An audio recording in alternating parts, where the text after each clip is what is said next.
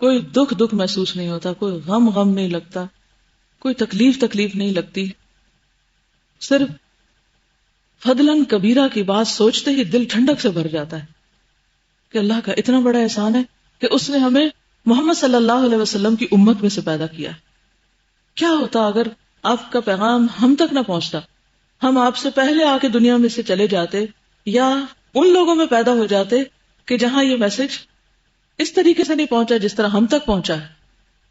اس فضل کبیر پر اللہ کے شکر گزار ہوا کرے، اور یقین مانے کہ جتنے زیادہ آپ شکر گزار ہوں گے اتنے زیادہ آپ کے دل کے اندر ایک اطمینان کی کیفیت آنے لگے گی، وہ جو نفس مطمئنہ ہے.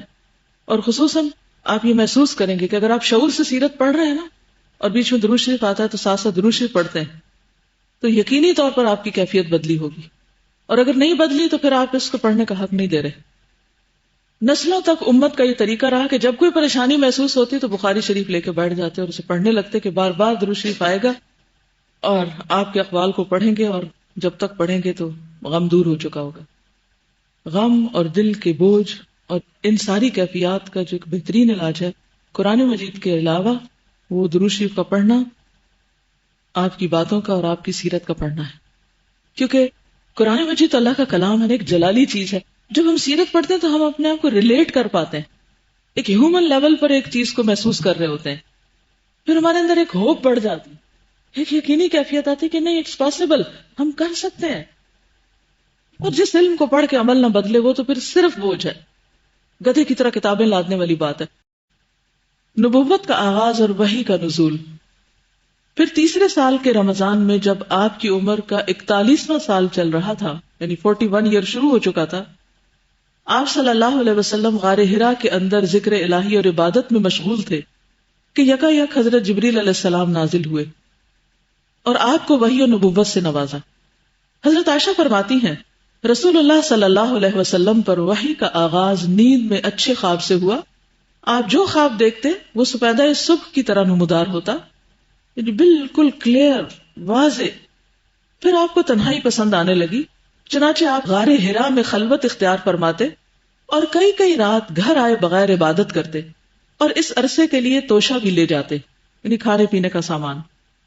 پھر حضرت خدیجہ رضی اللہ تعالی عنہا کے پاس واپس آتے اور اسی جیسی مدت کے لیے پھر توشہ لے جاتے، یہاں تک کہ آپ غار حرا ہی میں تھے کہ آپ کے پاس حق آ گیا، یعنی آپ کے پاس فرشتہ آیا اور کہا اقرأ، پڑھو. آپ نے فرمایا ما انا بقارئ، میں پڑھنا نہیں جانتا. آپ فرماتے ہیں فأخذنی فغطنی حتی بلغ منی الجہد ثم ارسلنی فقال اقرأ. اس پر اس نے مجھے پکڑ لیا اور زور سے دبوچا، اس زور سے کہ مجھے چور کر ڈالا، تھکا ڈالا، پھر چھوڑ کر کہا اقرأ، پڑھو. میں نے کہا ما انا بقارئ، میں پڑھنا نہیں جانتا. فأخذنی فغطنی حتی بلغ منی الجہد ثم ارسلنی فقال اقرأ. اس نے دوبارہ پکڑ کر دبوچا اور چور کر ڈالا، پھر چھوڑ کر کہا اقرأ، پڑھو. فقلت ما انا بقارئ، میں نے کہا میں پڑھا ہوا نہیں ہوں. فأخذنی فغطنی الثالثة ثم ارسلنی فقال اقرأ باسم ربک الذی خلق خلق الانسان من علق اقرأ وربک الاکرم الذی علم بالقلم علم الانسان ما لم یعلم. اگرچہ آپ کے اوپر وہ مخصوص کیفیات تو طاری ہو رہی تھی اور آپ کے اندر غیر معمولی قسم کی چینجز بھی آ رہی تھی، لیکن آپ ان کو کچھ فگر آؤٹ نہیں کر پا رہے تھے کہ کیا ہو رہا ہے. حضرت خدیجہ سمجھ نہیں تھی اور وہ پورا تعاون کر رہی تھی.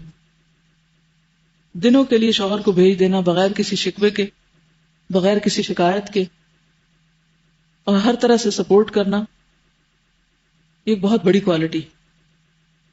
بہرحال جبریل علیہ السلام آتے ہیں اور وحی نازل ہوتی. وحی کو قبول کرنے کے لیے بھی آپ کو تیار کرنا ضروری تھا. اس میں بھی ہم سب کے لیے ایک بہت بڑا سبق کہ ایک طالب علم کو اچھی طرح جھنجھوڑنا چاہیے تاکہ وہ جاگ اٹھے، قبول کر لے. ہم نے قرآن کو عزت والی رات میں اتارا. صحیح احادیث سے بھی یہ ثابت ہے کہ یہ واقعہ رات کے پچھلے پہر سوموار کی فجر طلوع ہونے سے پہلے پیش آیا. چونکہ لیلۃ القدر رمضان کی آخری 10 راتوں میں سے کسی طاق رات میں ہوا کرتی ہے، اور اس سال سوموار 21 رمضان کو لیلۃ القدر تھی، اس لیے اس سے یہ نتیجہ نکلتا ہے کہ آپ صلی اللہ علیہ وسلم کی نبوت آپ کی پیدائش کے 41ویں سال 21 یعنی 21 رمضان سوموار کی رات شروع ہوئی. اس روز اگست کی 10 تاریخ تھی. اتفاق سے اس سال بھی اگست میں رمضان آ رہا ہے. اور 610 عیسوی قمری حساب سے اس وقت آپ صلی اللہ علیہ وسلم کی عمر 40 سال 6 مہینے 12 دن تھی. ایک دن گنا لوگوں نے.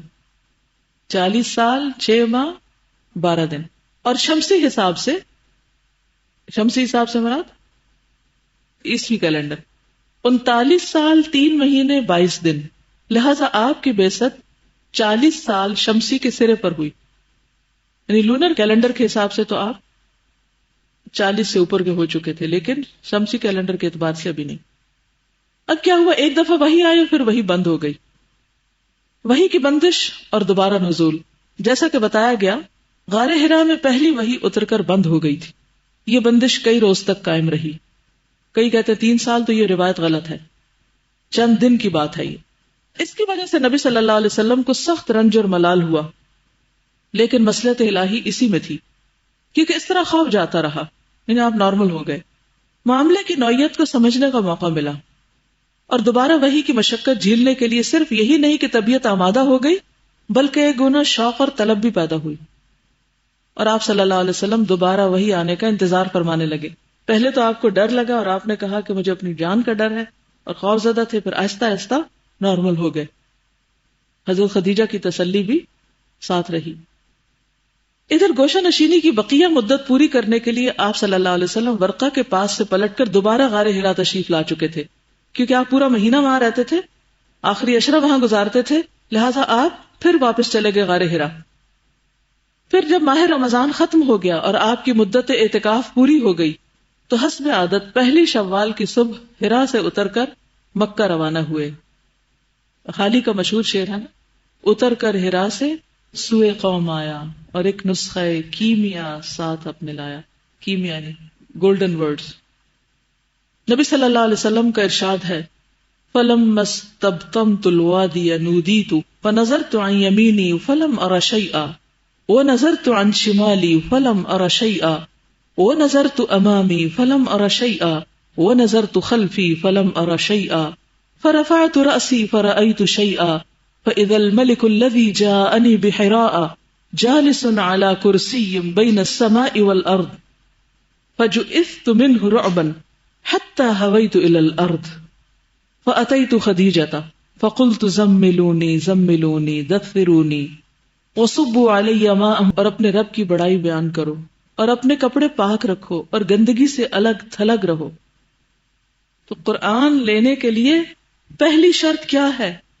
طہارت، صفائی، جسمانی بھی اور روحانی بھی. دل بھی صاف ہو، لباس بھی صاف ہو، جسم بھی صاف ہو. اس لیے خاص اہتمام کرنا چاہیے طہارت و نظافت کا جب آپ قرآن مجید پڑھا رہے ہیں. یہ واقعہ نماز فرض ہونے سے پہلے کا ہے. اس کے بعد وحی میں تیزی آ گئی، چنانچہ پے در پے وحی آنے لگی، یا کے بعد دیگرے. ان آیات سے آپ کی رسالت شروع ہوئی. پہلے آپ کو نبی بنایا گیا تھا، یہاں رسول بنایا گیا. یہ فرق ہے. چیپٹر کا نام ہے نبوت اور رسالت. نبوت میں بس صرف پڑھنے کی بات ہے، اور رسالت میں آگے پہنچانے کی. پہلا ہے خود پڑھ لو اور دوسرا ہے آگے پہنچاؤ. آپ کی یہ رسالت آپ کی نبوت کے اتنے دنوں بعد شروع ہوئی جتنے دنوں وہی بند رہی تھی. ان آیات میں آپ صلی اللہ علیہ وسلم کو 2 طرح کے کام سونپے گئے ہیں اور دونوں کے نتائج بھی بتا دیے گئے ہیں. ایک کام یہ ہے کہ آپ لوگوں کو اللہ کا حکم بتائیں اور بدعملی کے نتائج سے ڈرائیں. آپ کو یہ حکم قم فانذر، اٹھ اور ڈرا کے ذریعے سے دیا گیا ہے، کیونکہ اس کے معنی یہ ہے کہ آپ لوگوں کو یہ بتا اور سمجھا دیں کہ وہ جس طرح کی گمراہی اور بدعملی میں مبتلا ہیں اور غیر اللہ کی پوجا اور اللہ کی بعض صفات اور افعال اور حقوق میں دوسروں کو شریک ٹھہرانے کا جو کام کر رہے ہیں، اللہ تعالیٰ اس پر ان کو عذاب دے گا. تو سب سے پہلے کس سے روکا گیا؟ شرک سے. دوسرا کام یہ ہے کہ آپ خود اپنے اوپر اللہ کے احکام لاگو کریں تاکہ آپ کو اللہ کی خوشنودی بھی حاصل ہو اور آپ دوسروں کے لیے نمونہ بھی ٹھہرے. یہ حکم بقیہ آیات میں دیا گیا ہے. چنانچہ وَرَبَّكَ فَكَبِّرْ کا مطلب یہ ہے کہ آپ بڑائی اور کبریائی کے لیے اللہ ہی کو خاص کر لیں، اس میں کسی اور کو اس کے ساتھ شریک نہ کریں. اور وَثِيَابَكَ فَطَهِّرْ کے بظاہر معنی یہ ہے کہ کپڑے اور جسم پاک رکھے، کیونکہ اللہ کے سامنے نجاست اور گندگی کے ساتھ کھڑے ہونا ٹھیک نہیں. مگر محققین کے نزدیک اس کے معنی یہ ہے کہ اپنی روح کو پاک اور منزہ رکھیں. اور وَالرُّجْزَ فَاهْجُرْ کا معنی یہ ہے کہ اللہ کی ناراضگی اور عذاب کے اسباب سے اور قوم کی بدعمالیوں، گندگیوں اور آلودگیوں سے الگ ہو جائیں. اور وَلَا تَمْنُن تَسْتَكْثِرْ زیادہ چاہنے کے لیے احسان نہ کر کا مطلب یہ ہے کہ اس دنیا میں احسان کے بدلے کی خواہش اور امید نہ رکھیں، بلکہ یہ سمجھ لے کہ یہ مشکلات اور آزمائشوں کا راستہ ہے. لہذا اپنی قوم کا دین چھوڑنے اور ایک اللہ کی طرف بلانے پر تکالیف اور دشواریاں سہنے کے لیے تیار رہیں. حضرت عائشہ کہتی ہے کہ بعض اوقات وحی نازل ہو رہی ہوتی ہے اور آپ سواری پہ ہوتے، اونٹنی پہ ہوتے، تو جانور اپنی گردن زمین پہ ڈال دیتے، یعنی اونٹنی اپنی گردن جھکا دیتی اور یوں لگتا کہ جیسے وہ کمر ٹوٹ جائے گی اس کی، اتنا بوجھ ہوتا تھا. حضرت اسما کہتی ہے کہ جس وقت نبی صلی اللہ علیہ وسلم پر سورۃ المائدہ مکمل نازل ہوئی تو ان کی اونٹنی کی لگام میں نے پکڑی ہوئی تھی، اور وحی کے بوجھ سے ایسا معلوم ہوتا تھا کہ اونٹنی کا بازو ٹوٹ جائے گا، یعنی چرچرا رہی تھی ایک طرح سے. پھر اسی طرح یہ ہوتا ہے آپ کو فکر ہوتی تھی کہ کہیں میں بھول نہ جاؤں، تو آپ جلدی جلدی اس کو پیچھے دہرانے لگتے، جس کا ذکر سورۃ القیامہ میں آتا ہے. اللہ تعالیٰ نے فرمایا کہ لا تحرک بہ لسانک لتعجل بہ، آپ تیز تیز اس کو مت دہرائیں.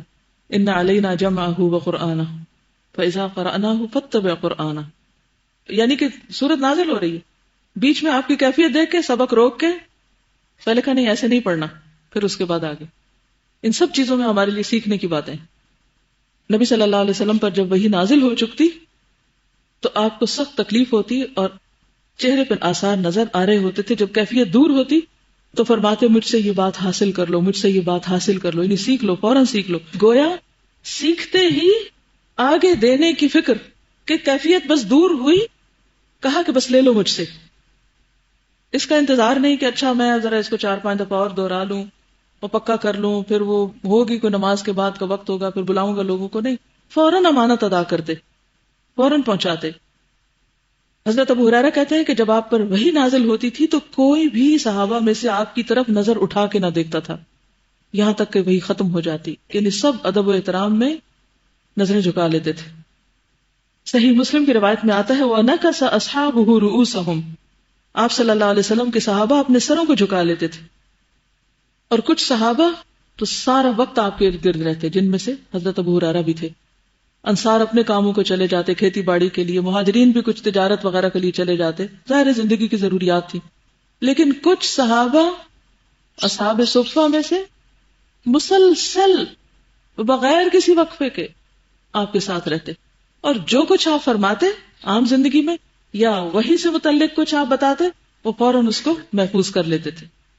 اسی لیے آپ دیکھیں کہ جب وحی نازل ہو چکی تو پھر نبی صلی اللہ علیہ وسلم کی وفات کے بعد ام ایمن جیسی ایک غلام عورت کتنی سمجھدار ہو چکی تھی کہ اس کو غم تھا کہ اچھا آج کے بعد آسمان سے وحی نہیں آئے گی، کیونکہ نبوت کا سلسلہ منقطع ہو چکا ہے. تو وحی کا آنا اور وحی کا یہ پورا ایک فینومینا آپ کہہ سکتے ہیں اس کو. تو آپ سوچیے کہ اس وقت کیفیت کیا ہوگی اور لوگوں کے اوپر کس طرح کی یعنی انتظار بھی ہوتا ہوگا اور پھر ایک شوق بھی ہوگا. یہ انتظار اور شوق اور محبت تھی کہ ان میں سے ایک ایک نے قرآن کو کس طرح اخذ کیا. صرف ایک جنگ میں 600 حفاظ شہید ہوئے.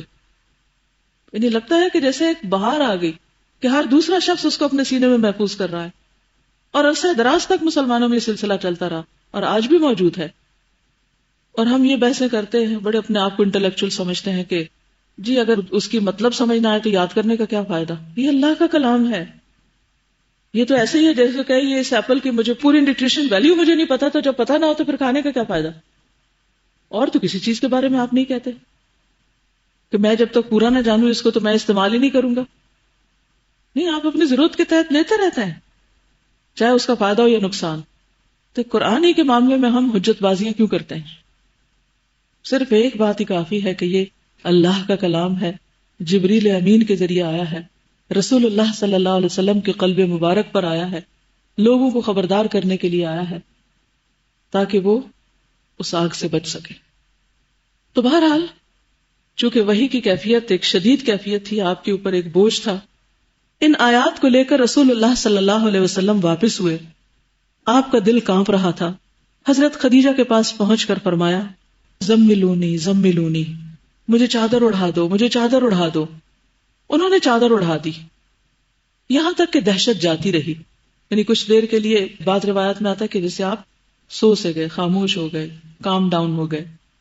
پھر حضرت خدیجہ رضی اللہ تعالی عنہا کو واقعہ سنا کر فرمایا لقد خشیت علی نفسی، مجھے اپنی جان کا ڈر لگتا ہے۔ کس بات کا؟ کہیں ایسا نہ ہو کہ میں یہ بوجھ اٹھا نہ سکوں، کیونکہ جس طرح جبریل امین نے بھیجا اور جس طرح وہ بوجھ محسوس ہوا آپ کو، تو آپ کو لگا کہ جیسے میں اس کو اٹھا نہیں سکوں گا، شاید کچھ اور دفعہ ایسے ہی وہی اترے گی تو میں ختم ہو جاؤں گا۔ انہوں نے کہا کلا واللہ ما یخزیک اللہ ابدا انک لتصل الرحم وتحمل الکل وتکسب المعدوم وتقری الضیف وتعین علی نوائب الحق۔ اللہ کی قسم ایسا ہرگز نہیں ہو سکتا، اللہ آپ کو کبھی رسوا نہ کرے گا۔ کیوں؟ اس لیے کہ آپ صلہ رحمی کرتے ہیں، رشتہ داریوں کو جوڑتے ہیں، بے سہاروں کا بوجھ اٹھاتے ہیں، تنگ دست لوگوں کی مدد کرتے ہیں، مہمان کی میزبانی کرتے ہیں، اور حق کے سلسلے میں پیش آنے والے مصائب میں مدد فرماتے ہیں۔